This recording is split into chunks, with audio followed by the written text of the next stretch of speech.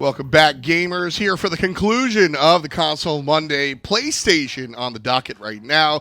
Evil Lemons going head-to-head, but before we see them play, let's jump into the standings. And of course, a lot of teams got off to a really great start after week one. Evil Lemons, I think, still a little bit more to be desired there for sure, but they are definitely still looking to work their way up in the standings. This is going to be a great opportunity for them to try and maybe catch up to Coalition or even in Control. Yeah, they're going to be going head-to-head against SB, and Strictly Business also have yet to find their victory. So today, somebody is putting it in that win column. Evil Lemons and Strictly Business here going head-to-head. This is going to be an interesting matchup, to say the least. And I think as well, you know, the Bananas, just a little bit of a prank on their end, but no pranks involved with this gameplay between the two teams because Evil Lemons, they know when it comes to the game that they've got to keep things serious. I'd imagine that we're probably going to see the same sort of influence from the previous console matches again here today with these teams taking away gods like Chernobog, the Freya, Athena, all tons of high priority picks, and we've seen a lot more Baron, I think, than what I was honestly expecting. I think that it's a kind of a cool change of pace. It's really unique seeing how these guys plan on like utilizing him in a lot of these control compositions, but they don't feel very heavy control based. It feels a little bit more like a plug and play Baron. But I like it so far. It's really helped out for some aggression. And he doesn't feel so oppressive anymore. When Baron first hit the scene, there was no way to beat him, it seemed like, and he was absolutely top pick, top ban. Now, Chernobog, Freya's, Naja was actually changed, so there's that. But Chernobog is almost always banned out, whereas you're going to get to see some Baron Samedi play. So it's certainly something to keep an eye on. There it is. The Baron Samedi off the first rip. Evil Lemons picking up the guy. A lot of teams, especially for console, seem to really be playing heavy focus towards this Baron pickup, and for good reason. He does provide a lot of that control that we were just talking about, specifically with the life of the party. I think that he can be a bit of a difficult god to try and tackle early on in that solo laning phase. So interesting to see Strictly Business actually opt for the Cerberus, who is a little bit ambiguous so far. You never really know if Cerberus is headed for solo or if it's the support, and the same could be said for the Ratatoskr even. I also like the Cerberus selection here. I think Cerberus's ultimate does nicely against what Baron Samedi can bring as well, so it's an interesting way to sort of deal with that. Artemis going to be the hunter of choice for Evil Lemons. With one more selection, they're going to go with the Global Guardian Athena, so a nice look there again from Evil Lemons.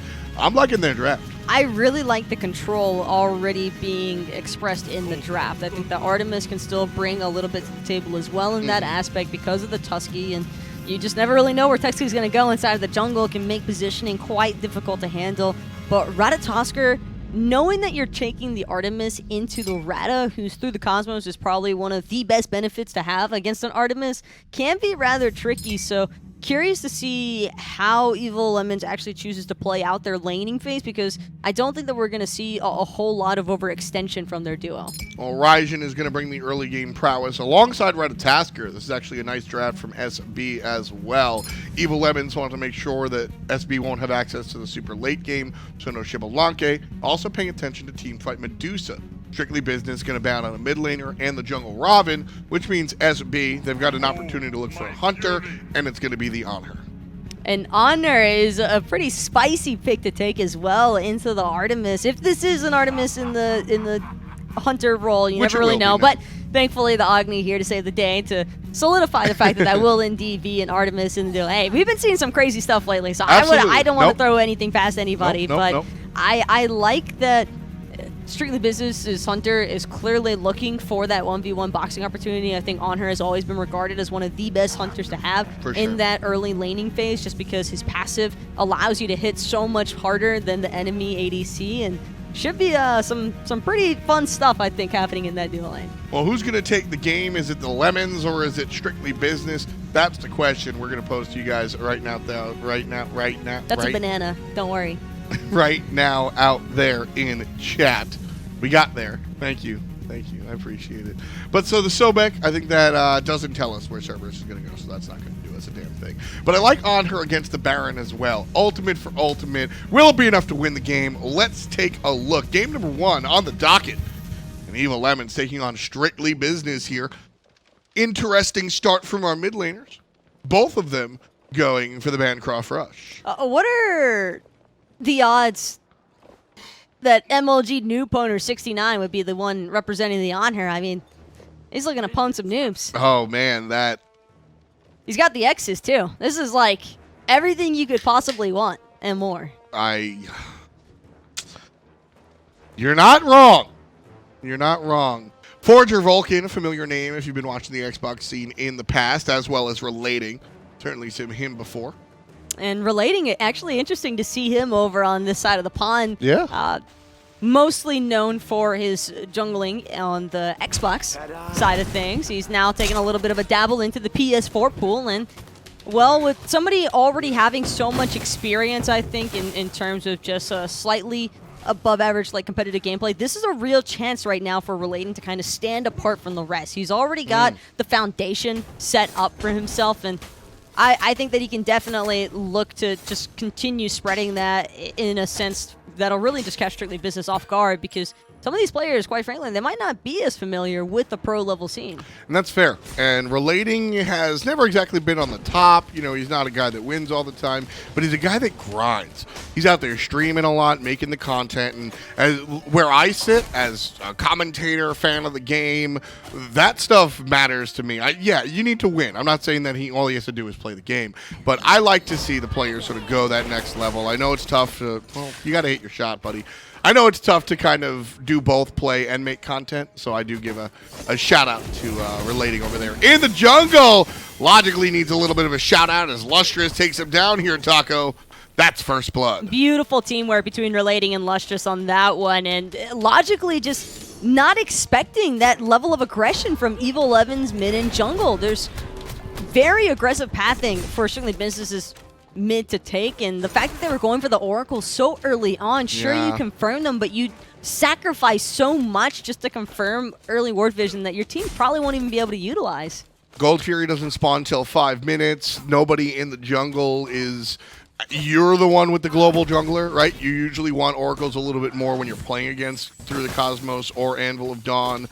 Lil Tony doesn't even have that ultimate just yet.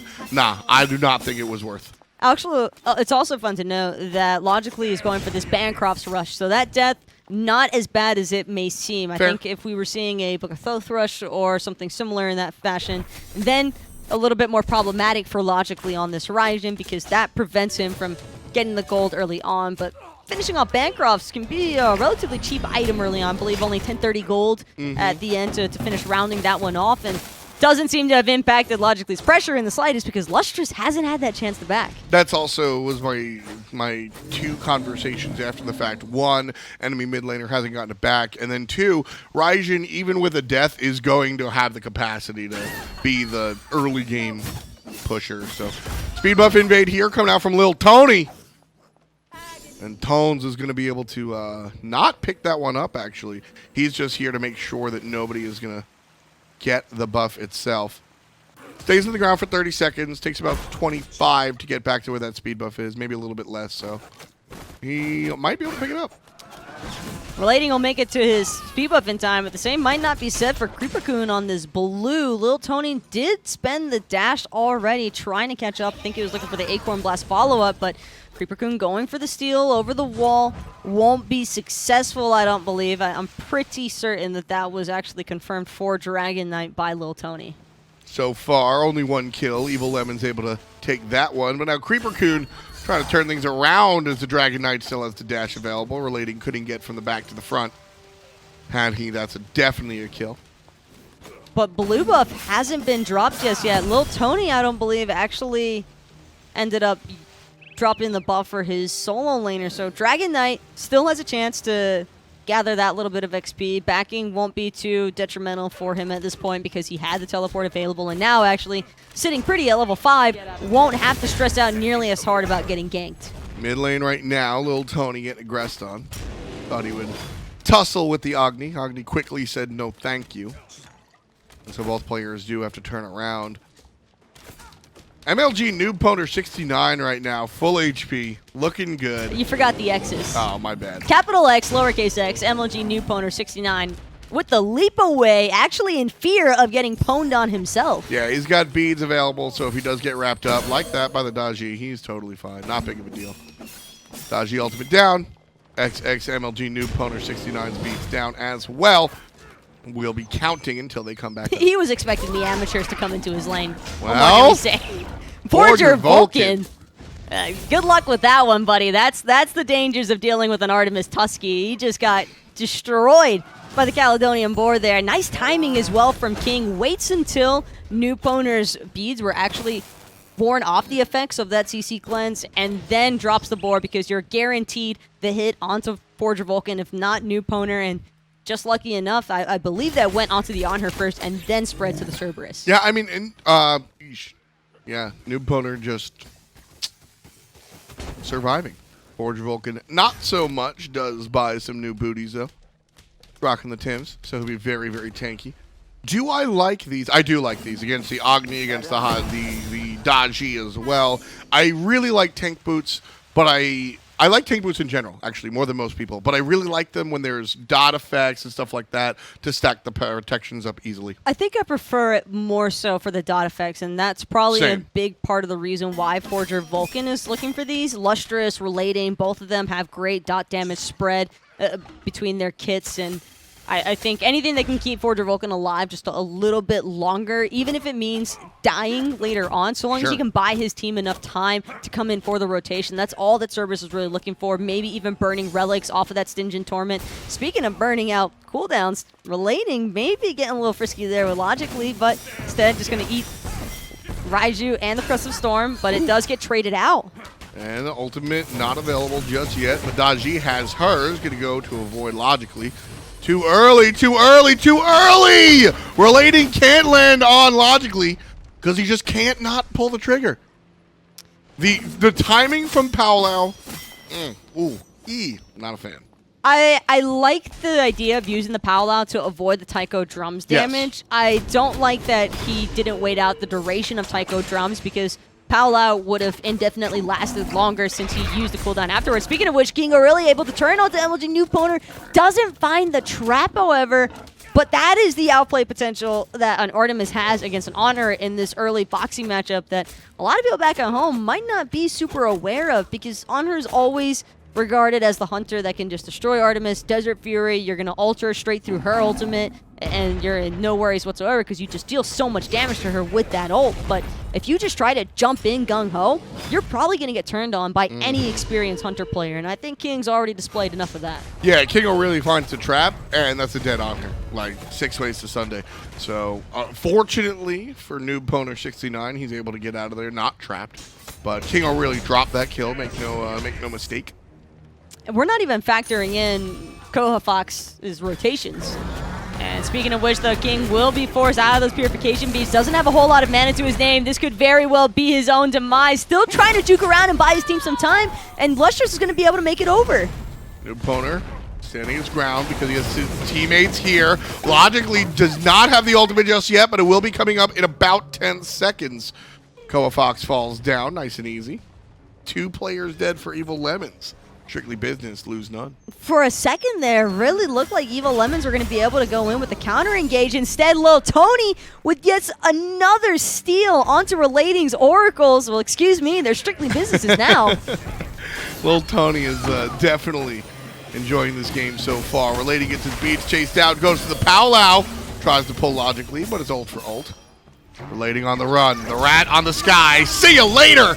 And Relating gonna be relaxing. Lil Tony sends him to the couch. Lil Tony ends up losing those Purification Beads, but he's still able to force back LusTrouZ, no problem. This Agni just does not have enough mana to comfortably sit past this tower line in the lane.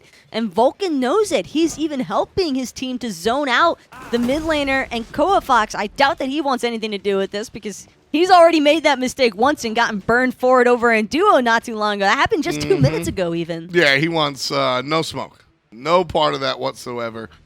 So Evil Lemon's just going to feel it. Also, I might be incorrect on this, and Little Tony will probably get me for it afterwards if I am. But I'm fairly confident that's actually T-Money's cousin. Is it really? Which is where the 313 comes from. Ah. Is it really? Unless T-Money was trolling me. But I don't think T-Money would troll me because I came in there. Many people have said, I don't think T-Money would troll me. It's because of the 313. So I said, T-Money, somebody's boot ganging your name. And he was like, that's my cousin, you idiot. And you said Boot Gang on stream. that was it. He really just like stole his name. You are such a SoundCloud degenerate memer. Oh my goodness. Ladies and gentlemen, the best taco. Are you insulting me for my taste in music right now? Not really. I like what I like, okay? I'm making fun of the fact that you just said Boot Gang. Yeah, but now you're doing it too. Well, bruh, that's a... Oh, man, Taco. It's a pleasure to work with you. Thank you. MLG Noob Poner 69. XX. Slowing down King O'Reilly real quick. XX being pointed out. Watch this, it's a 1v1. Just kidding. Here comes Relating. Jump is good. Now, there's the hot hands. Paolo is available, but does he even need it? I don't think so. No ultimate needed. And Relating pwns the Poner. Beautiful play there by Relating, but more importantly, New Poner almost had it. All he needed to do was wait like half a second longer on that impale, and he was going to be able to knock back Relating. But unfortunately, when you're in that 1,000 cuts, it doesn't matter if you get knocked back because you get knockback immunity. Ultimate coming out from the Athena to help out LusTrouZ. Gonna land on top. Lil Tony over the wall. Pulled on through. LusTrouZ does fall down, but so does Tony. And cojafox on the run trying to chase down Logically. Will come up empty-handed, but what a play from Relating. That would have been a huge pick there onto Logically. Raijin sitting at level 12 would have given such a big bounty, but next best thing is definitely going to be Lil Tony. Lil Tony was starting to get off to a real tear there, so it's important that Relating is able to keep him in tow, because if Little Tony was continuing at his current pace, I think we very easily start to see this Ratatoskr skyrocket upwards of 2-3 level experience lead advantage even over Relating. So it's very important that we see the counter initiation from Evil Lemons, because without that moment, then the map pressure probably still stays pretty heavily swayed in Strictly Business's favor. I even just like the look of it. I mean, pulling players over the wall, I'm down every single time. So Relating coming through and making the big boy play there, getting himself on the highlight reel, and just taking care of business. Sorry for the brief delay. We'll get right into the action right one more time. 4-4 so far. We're 11.5. We're just barely over it. And we got a tie game here. Ooh. And Jay Logically going to fall down. I love it. Kreeperkun. No reason to stick around in lane. He's already cleared out the wave, so what's he going to do instead? Invade the enemy jungle. He could be getting punished in a second here, though. Lotoni has respawn off the base through the Cosmos, going to be able to close the gap. Tanks up the full damage from lurking in the waters, and with Forger Vulcan right around the corner, there is no escape for the bear, and Kreeperkun going to end up falling to that Acorn Blast out of Little Tony. Yeah, a little bit early here for him to be tanky. Got a couple of protections from the Void Stone, but that's about it. Even rocking the Mage's Blessing, so get some extra CDR, not the prots. He still got what he was after in the end. Trades out his life, but it's the frustration factor that you start to introduce when you take the enemy jungler speed buff. I don't care what anybody says. No jungler enjoys having their speed buff stolen. I thought XX MLG Newpooner was going to be able to get the Pillar Impale. I still go nuts for Pillar Impales. Pillar Impales are... There is nothing more satisfying than connecting a Pillar Impale into your Desert Fury for a kill. Yeah, it is. It's one of the classic combos. It's so effective, and it's still so incredibly impressive. There are a lot of things that I think have become less impressive over the years as players have gotten a chance to play more and more Smite. Things that come to mind, really fancy Hou-Yi bounces. Everybody just knows the geometry to a certain extent now. The Agni 2-1 combo, right? It used to be really difficult to pull off. They changed some things. Players been doing it for a long time. I mean, a lot of those combos just aren't as impressive anymore. Pillar Impale still does it for me, man. Pillar Impale still dope as hell. Trust me, I'm sure that Newponer is right there with you. I'm right there with you on this one even. And Kreeperkun actually wishing that he wasn't right here right now, because he's got Little Tony dropping down right on top of him. Lurking in the water, going to do a significant amount of damage, but Kreeperkun's still hanging on for dear life. He missed the slow, though, which is going to give the Sobek enough room to set up Little Tony. And the jungler capitalizes off of the assist from the solo. Aegis is good for 1, but not good for 2. King O'Reilly wins the boxing match in the long lane. I feel like Anhur just didn't realize how much damage he was taking. It took him a second to process it. He got crit. That's the difference that Ikavul versus a crit build can make. It's fun trying to deal with the Artemis, but having the T2 of what is bound to be a poison star, I'd imagine, for King is surprising that Noob Owner would want to take up that trade. Speaking of trades, though, logically could end up losing his own life as well if he's not careful here. Red Buff has just recently respawned, but I don't think Evil Lemons are interested in contesting that so much as they are debating starting up this Gold Fury. Yeah. They will start the Gold Fury. I'm not in love with this play, but they know the mid lane and Hunter are gone. Vulcan has no idea. He had his back turned, and he went to the red buff, assuming that all Evil Lemons were after was the Oracles, and now instead, they finally managed to spot it out, but it's too little too late. Evil Lemons with the freest Gold Fury of 2018. Understanding their opposition right there. So that was, folks, that was a bad time to go for Gold Fury. But perfect example of why there's just so many, there's never black and white in Smite. That was a bad time to go to Gold Fury, but Fortune Vulcan made the worst choice of not doing anything about it. He saw them on the Oracles and assumed. Speaking of which, King actually now in a little bit of danger here. Nice Aegis will be forced, and that's important. Now this is a very vulnerable Artemis in that duo lane, but Vulcan he saw them on the Oracles, and I almost don't fault him at the end there, but he should have given it one last look around. He even gets the Tusky in the end. Yeah, tier 1 tower likely to fall as well. He realized what happens if he tries to turn back around. Speaking of which, Lil Tony going to be able to find this Artemis way too free. But now can he get out? Well, it's going to be Lil Tony versus the world, and I don't think so. Relating picks up another kill, but his homies are working on the tier 2 tower.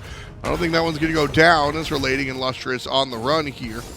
But the Anhur player and his support, or excuse me, and his middle laner, Raijin, are here. And now they're looking to fight. LusTrouZ is going to come and make it a 2v3. Can they kill Relating fast enough? Yes, they can! But now logically stuck in the middle of a bad spot. MLG Noob Owner taking a lot of damage. Go north, and he will.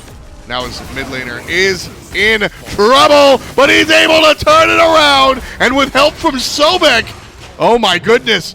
Taco, not only is he here making trouble, oh man. No! Dash straight into Forger Vulcan on the Cerberus. Beautiful three-man taunt, but into who? Kreeperkun just now arriving to the fight. Logically still on the getaway. Sprint has been popped, but life of the party going to be able to pull him right back in. Kreeperkun not ready to let this one go down for free. And sure enough, the punish does finally arrive, but it's just so delayed, Tom. It's 3 for 1 so far, and Kreeperkun could very well end up being yet another casualty. Dragon Knight making a good play there, making sure to take the majority of the damage for his teammate. And a nice Anhur pillar, just blocking off the opposition's entrance. Ultimate is right back up for Lil Tony. Gonna land in the middle of two different players. That's not a good look.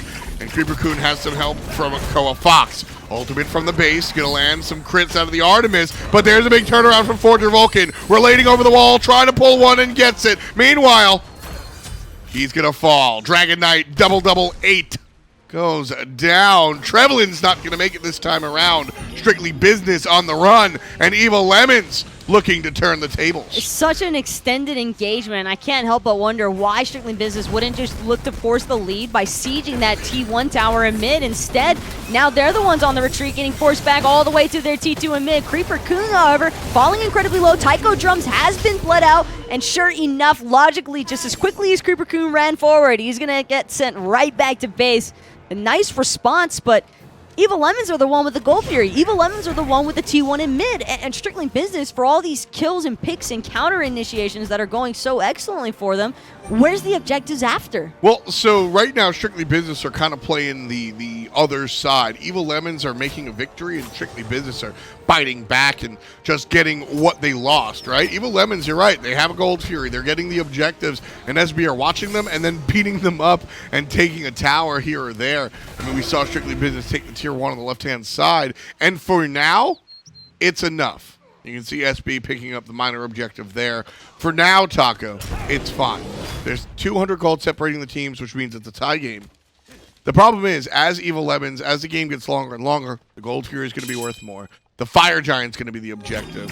And SB aren't going to be able to play the answer back card as many times as they were early in the game. I guess it's just concerning because we're used to seeing good teams end up in awkward or bad positions because they don't actually pressure what they can. And this is one of those instances where it's almost borderline in my mind from Strictly Business. Like, sure, the scoreline's all even across the board right now outside of the kill count, and that's fine and dandy, but you have to keep in mind that eventually the objective play is going to stack up, and it's not even so much securing the objectives as much as it is just keeping track of those timers. Because Evil Lemons, they don't need the oracles to know when the Gold Fury is going to be back up. They just know when to be there, and all Strictly Business can really do is hear the cue for when it goes off and then say, all right, guys, well, get ready for the next one. Yeah, SB, like I said, early game, this is fine. But they need to find a way to get their foot in front of Evil Lemons. Otherwise, answering is just not going to be enough. I would like to see Lil Tony and Logically a little bit more close together. I feel as though we've typically been experiencing a lot of fights between these two where Lil Tony will be completely super deep inside the back line, and then you've got Logically on the front end actually right there in the thick of the action, and it's almost like the two roles should kind of be exchanged. I don't mind Lil Tony diving as much if Dragon Knight is going to be next to Logically, but we haven't seen that duo. Ultimus chased out of the Artemis, and the Anhur, oh, he goes to the left, he gets aggressive, and he gets dead. Relating puts down Mr. Poner. Logically now has his ultimate going, and Kreeperkun's going to just wiggle on out of here. Nice damage from SB, but not enough to take down the Baron. King O'Reilly's going to take down one. It's a 2-for-1 so far. Evil Lemons on the good side. And Relating relatively low, but everybody on SB also relatively low. King O'Reilly trying to find the flank. There's a beautiful double taunt into the damage from the Artemis, and the trap, and the kill. One more for Fury. And LusTrouZ puts Bad Luck 13 on the clock just in time for the Gold Fury to respawn. Excellently played by cojafox right there. Just waited for his moment, knew that both of those Guardians were going to be funneling into that choke point, and that was all the time that he needed to dash forward and find that two-man taunt.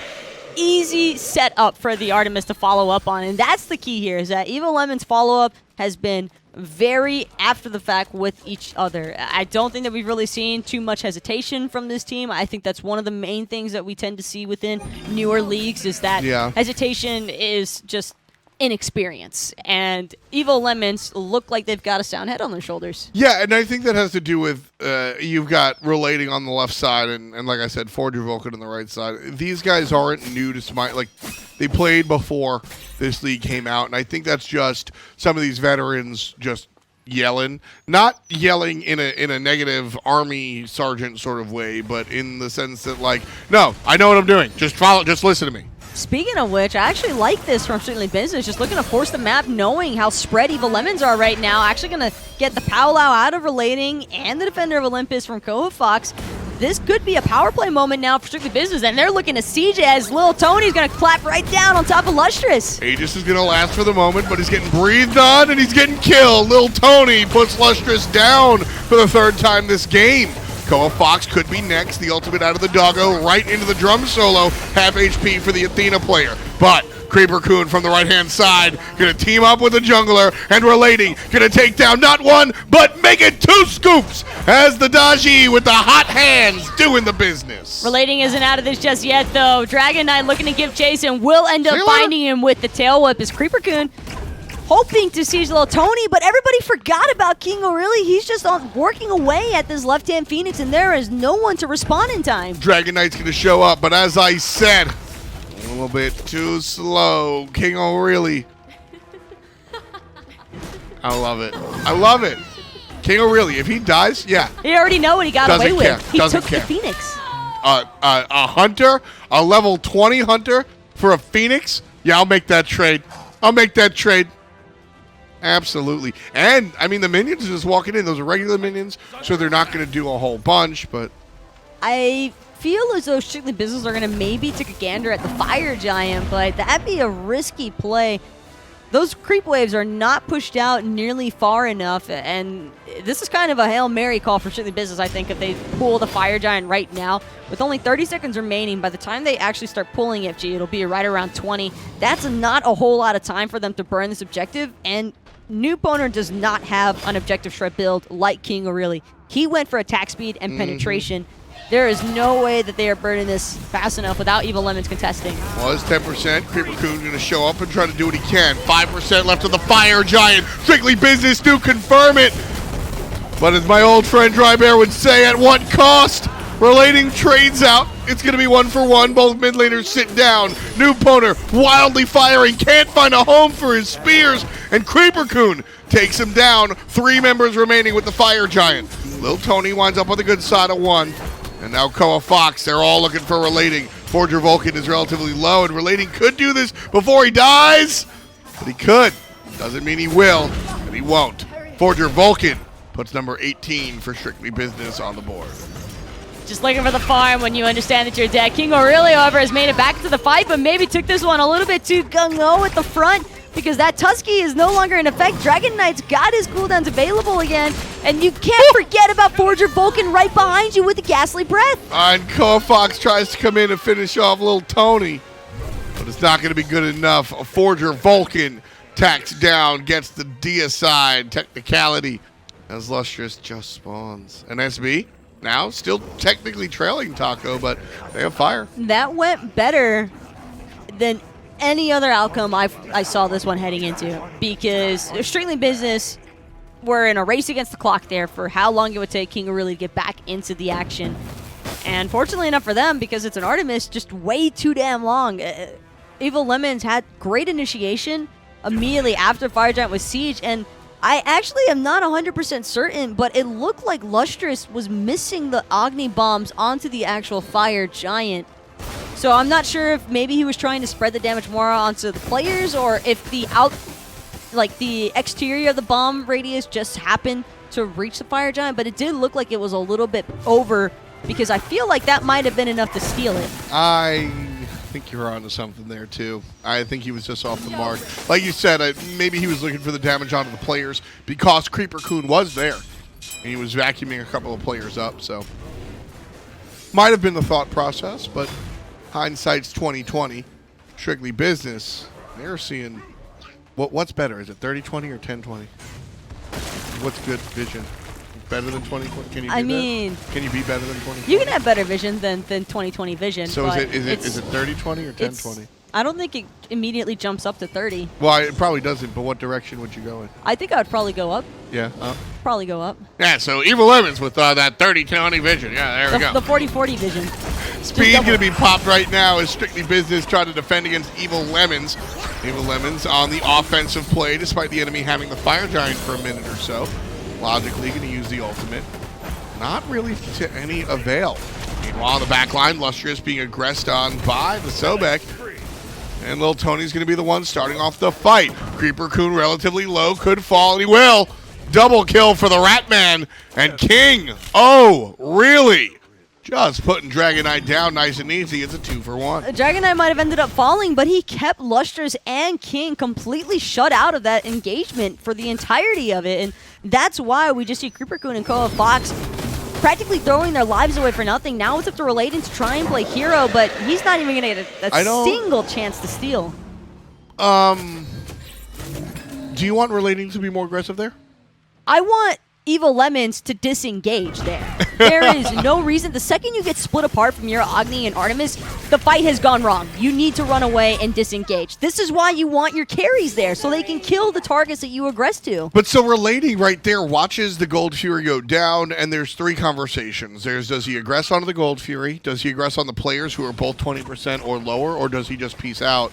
I would have at least liked to see him go for something. Sometimes it's best to just reset. Even if it means giving up a potential kill or two, you're still better off than just adding on to the body count of your team. And by the point that Relating could have maybe looked for a 20% or lower member from Strictly Business, I don't think it would have made a difference in the outcome outside of giving Strictly Business more time to try and siege the T2 in mid. Because the build, he's one-shotting. He's going to jump on a player and kill them. And then possibly with the hot hands, right, the 1,000 cuts, might accidentally get a Gold Fury or another player. That seemed like a giant giant moment for elating that he just kind of walked away from. And in those moments, I find it hard to fault a player for making a decision, because if you die, it's also like you're going to die there if you go in, right? It's just a matter of how much can you take down with you. I think that could have been a big moment. I think it's just because SB or Evil Lemons knew that SB were going to want to back after that Gold Fury, that they would have time to siege the T2 in mid, and opening up that map pressure for Evil Lemons is probably more beneficial than just taking down the Gold Fury in a potential steal, or just outright suicide. Probably a, or definitely actually. I think that analysis has swayed me. Definitely more about the map pressure, considering where we're at in the game. Halfway through a half hour, 29:30 on the clock, and tied up. A little bit of an experience lead for Evil Lemons, but it's kind of beside the point. Everybody's level 20. Forge of Vulcan gets chased on out of the team fight nice and early.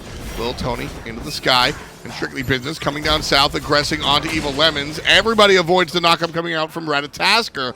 Little Tony a little bit off the mark. King O'Reilly, who's been doing so much work, getting aggressed on by Little Tony, and still doing the work. I thought he was going to be able to take down the Hunter, but the jungler right now, too slippery. Oh my goodness. Don't tell me he gets out of here, Taco. No way. LusTrouZ has to pick this one up. Nice and easy with the flame path. No problem. Kreeperkun all the while on the front side with cojafox. They're going to be able to take down Vulcan as well. And King O'Reilly, without having to even use the actives, I'm pretty sure he's starting on cooldown. Oh my goodness. MLG Noob Poner gets stuck in a trap that was there earlier. Just accidentally walks himself into a trap. Kreeperkun can't keep up. The damage good enough. 22 kills for Evil Lemons. You're not outrunning a Baron at that point. You either need to connect the Impale onto Kreeperkun to create a little bit more distance, or just pray that someone from your team makes it to you in time. But the second that slow got applied to Noob Poner, he knew where he was headed, and it was right back to the fountain. Speaking of fountains, Dragon Knight hoping to join the team here pretty soon. He's hoping.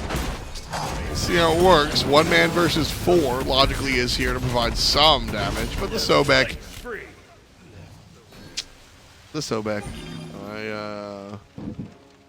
The lurking in the waters was a strange commitment from Dragon Knight. By the time he respawns, he'll have that ultimate available again, so it's not really a massive loss, but the death in itself, a little unnecessary here. Now, Strictly Business have to try and work around staggered death timers, which means that Evil Lemons are going to have an inherent advantage with the 4v5 push potential.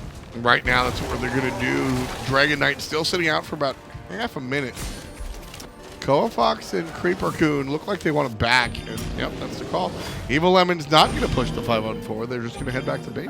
Better safe than sorry. I believe the reasoning behind this is Evil Lemons just wanting to spend up the gold that they have left, plus some of their carries still waiting on those relic cooldown timers. You've got Relating, doesn't have his beads, or Aegis, same for LusTrouZ, doesn't have his beads. King's also waiting on those beads, so until those carry relics are back up and running, I don't expect to see Evil Lemons looking to over-aggress. They should have them by the time they finish shoving out these waves in duo and mid. And it's also just important for them to have the creep wave pressure in both of those lanes should they try to siege more than one Phoenix. The reason you want that creep pressure is so you can just go from Phoenix to Phoenix to Phoenix. I think that's one of the things that I almost said students, but I guess we all are students of the game. I think that's one of the bigger gaps between the good teams and real, true high-end teams is the homework, the fundamentals of like keeping your lane pushed, even in this, it's post-lane phase, but you still have to do sort of homework in your lane. Speaking of homework in the lane, King going straight for that triple crit build. I think it's been a while since we've really seen Hunters have the leisure of going directly into triple crit, but every now and then it kind of slips through the cracks, and this is one of those games where nothing, or I shouldn't say nothing, but it's very satisfying watching those big crit numbers stack up. And oh yeah, I think with the front line that Strictly Business have, it's going to start creating a lot of problems. It's already been creating a lot of problems for Dragon Knight and Forge of Vulcan because neither of them really optimized their builds for dealing with a Hunter that went into crit. I like the crit against, we were talking about how the Artemis doesn't have a good matchup with Lil Tony's choice. You can just turn and box and hopefully just crit him and delete him, right? Really nice choice there. And then J-Logically on the Raijin, when he goes into the ultimate, he's begging to be 4-shot. And so Big, slow, gigantic target. Yeah, I'll crit him. But nothing is a given here between these two teams. They have been so back and forth with each other. It's hard to say that even this shove is going to be a successful one because everyone from Strictly Business poised and ready to go. You have to keep in mind that they're the ones who lost this Phoenix before. Yes, they are. So it is halfway there. That said, I do really like Strictly Business's defensive composition. I think the Lurking in the Waters, the World Tree from Little Tony, the Ultimate logically, Forger Vulcan, the Anhur Pillar, all of these are very, very useful tools for defending. Well, here it comes. Usually when the waves come, so do the rest of the team. Relating already going to go ahead and dash on in there. Forces out the Aegis pretty early on from Logically. Tycho drums as well. Phoenix already been claimed, but Relating still looking to commit to the backline. King really is going to get bounced on here by the Ratatoskr, who takes one down. Relating, though, answers back. It's mid laner for support. Dragon out of the backline is good. Kreeperkun again trades one with the Hunter as new opponent picks up one himself. King really, though, with the double kill. Is it enough? Doesn't look like it. Evil Lemon's playing it safe. Hunter, mid, and tank solo are willing to look for the mid lane Phoenix, but not the Titan just yet. King knows that the wave's coming in, so they're trying to buy themselves some time. Dragon Knight going to end up getting caught inside of that Artemis trap, and he's looking for an escape, but everyone forgets how much damage Little Tony can do, and Little Tony, no problem whatsoever, taking down LusTrouZ, but now it's down to just Kreeperkun and King really trying to finish off this mid Phoenix, and they will be successful. But as for the game, Tom, it's still anybody's for the taking. Oh my goodness. They couldn't go for that? No. I don't blame them. I don't think they had enough time. Dragon Knight can cause enough interrupt factors to buy time for Logically to respawn. And the moment Logically comes up, Kreeperkun dies in less than 3 seconds. Yeah. Yeah. You have to get the kill, or you have to get the win in that moment for sure. Fire Giant going to Evil Lemons here. They've ran this game for the last 10 minutes or so. 10,000 gold above their opposition, though it is irrelevant. Everybody is full build. Kills are 27 to 26. Evil Lemons having that superlative as well. A little unfortunate there for cojafox, but they seemed A-okay with losing that Mad Guy's Cloak proc to the Fire Giant. Yeah. Considering that it'll be a bit, I think, before their next Phoenix Siege on the right-hand side. It'll be right around the respawn of that proc from the bubble. About 45 seconds or so. So he's chilling pretty hard still, but Strictly Business are doing anything but. They are, I don't want to say watching this game slip through their fingers, but it's cutting close. Lil Tony, I think, just has to do a better job of sticking to Relating. Relating went straight for Logically in the backline, and I did not see a single member from Strictly Business try to help out the Raijin. It seemed like all of the focus was too front heavy, and everyone was trying to dive LusTrouZ or King, and they kind of lost sight of their own carries. And Strictly Business, they still need the damage from Logically if they expect to come out on top in these engagements. Right now, the right side is where they're going to be looking to come out on top. Phoenix is going to be the target right here. King O'Reilly, cojafox, Relating, and Kreeperkun all have the Fire Giant in tow. Ready to go, but it's going to be Forger Vulcan starting the team fight. Ultimate going to catch not too many people. Meanwhile, on the back line, here comes the jungler, but Relating's the first jungler to make the impact. Raijin goes down without a sound.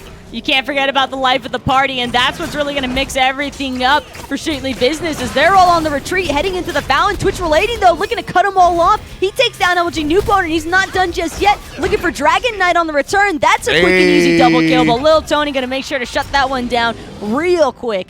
4 versus 2, excuse me, and this could very well be the end. I think that it will be. 2 players left to play defense against the 4, as you mentioned. Lil Tony taunted into the damage, and the Titan falls before Tony does. 38 minutes of play, and with 30 kills, Evil Lemons will take game number 1 of the set. That one kind of just slipped away from them, too. I don't feel as though Evil Lemons were, like, dominating Strictly Business by any means. No. I think once they got a hold of the Fire Giant and started like carrying things over, yes, then we saw a little bit more of that heavy pressure and Strictly Business unable to respond as often. But I just think that was really well played by Relating to constantly harass Logically in the backline. Yeah, Relating was doing a great job of taking care of the Raijin and really focusing on what target he needed to look at. So great job to the Daji player in the jungle. Just all over the place with this Daji, whether it was the Powwow or the 1,000 Cuts. He was just sticking to whoever he needed to prioritize, and Evil Lemons just did not have to worry about that Raijin nearly as often as they probably would have originally. And I think that was just... I don't want to call it strictly business messing up, because Sure. I think that I don't want to take away from Evil Lemon's victory there, but they should try to keep in mind a little bit better of what's happening on their back end, because you have a Sobek, you have a Cerberus, one of them's got to be with the Raijin.